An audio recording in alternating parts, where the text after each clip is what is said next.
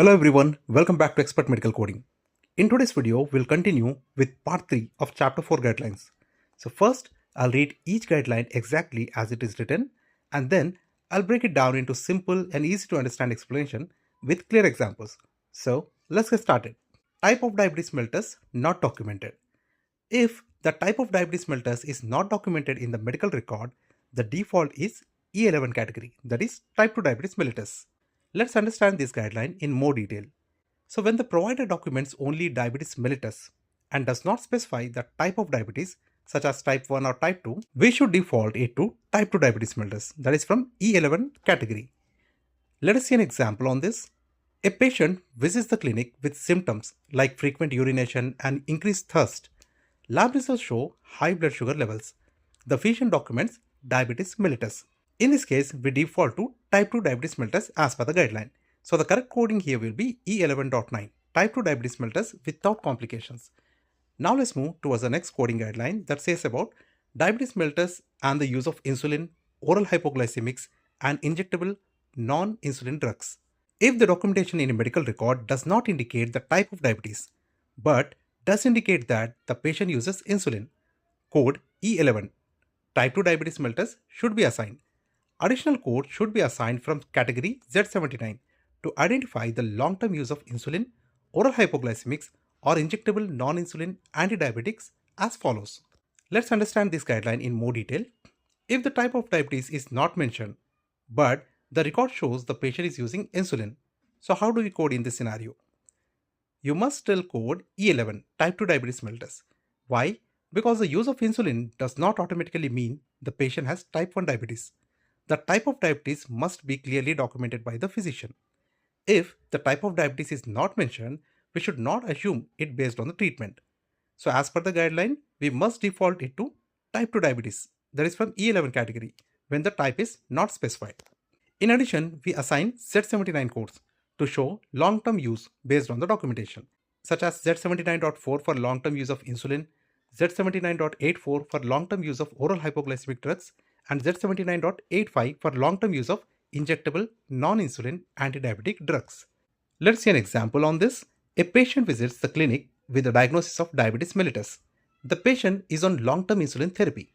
So here the correct coding will be E11.9, type 2 diabetes mellitus without complications, and Z79.4, long-term use of insulin. Why? Because the type of diabetes is not documented. We must default it to type 2 diabetes mellitus as per the guideline. And since the patient is on long-term insulin therapy, we assign Z79.4 to indicate long-term use of insulin. Now let's continue with the guideline.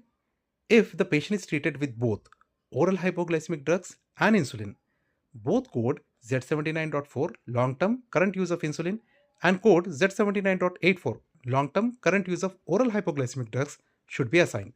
Let's understand this guideline in more detail. So when a patient is treated with both insulin and oral hypoglycemic drugs on a long-term basis, we must capture both using additional Z79 codes. This means we assign Z79.4 for long-term use of insulin and Z79.84 for long-term use of oral medications along with the diabetes code. Let us see an example here. A patient with type 1 diabetes mellitus is on regular treatment with insulin and metformin. The provider documents long-term use of both medications. Let us see how to code in this scenario. So here the correct coding will be E10.9 for type 1 diabetes mellitus without complications and Z79.4 for long-term use of insulin and Z79.84 for long-term use of oral hypoglycemic drugs. Now let's continue with the guideline. If the patient is treated with both insulin and injectable non-insulin antidiabetic drug, assign codes Z79.4 long-term use of insulin and Z79.85 long-term use of injectable non-insulin antidiabetic drugs. Let's understand this guideline in more detail.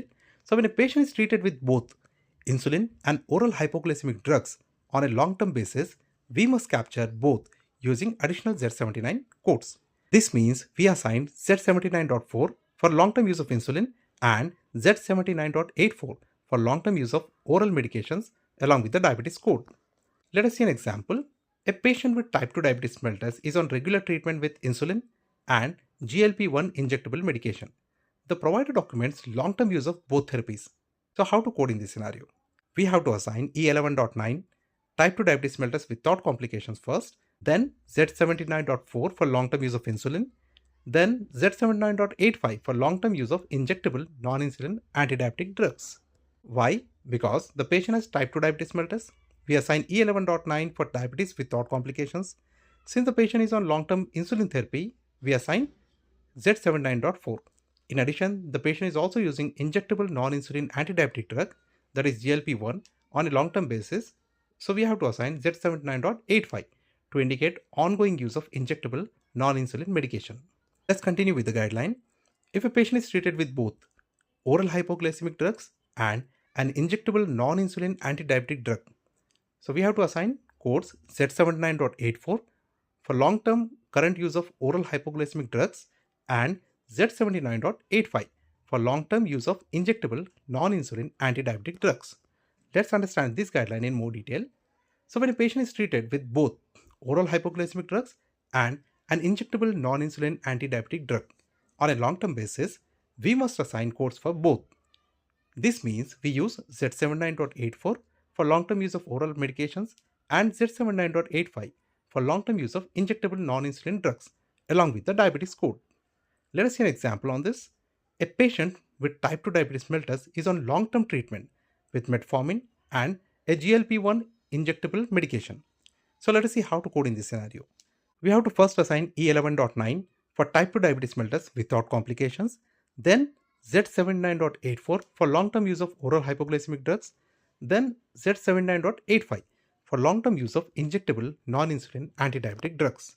Why? Because the patient has type 2 diabetes mellitus. So we have assigned E11.9 for diabetes without complications.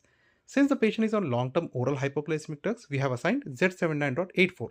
And because the patient is also using an injectable non-insulin antidiabetic drug, we assigned Z79.85 to indicate both ongoing treatments. Let's continue with the guideline.